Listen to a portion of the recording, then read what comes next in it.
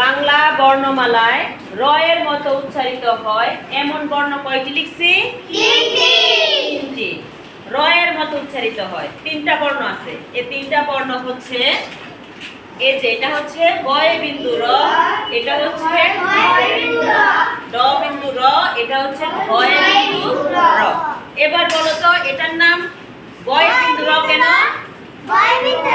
কারণ এটা হচ্ছে কি এটা গ ছিল। এটা কি ছিল? গ। যখন আমরা এটার নিচে একটা ফোঁটা দিচ্ছি তখন এটার নাম হয়ে গেছে র।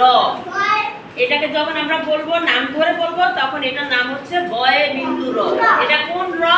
বয় বিন্দু র। আবার এটা কি ছিল? ড ছিল। ড একটা বর্ণ না? কি বর্ণ? ব্যঞ্জন বর্ণ। এটা ছিল ড। ড এর নিচে যখন আমরা একটা ফোঁটা দিছি তখন এটা হয়ে গেছে এটাও একটা র। এটাও কি র? তাহলে এটা কোন র? বয় বিন্দু র। আর এটা হচ্ছে আমি র বললে কোনটা বুঝবো? বুঝবো কিভাবে? যখন বয় নিচে ফোঁটা তখন এটা বুঝবো এটা বয় বিন্দু র। যখন আমি ড এর নিচে ফোঁটা দিব তখন বুঝবো এটা ডয় বিন্দু র।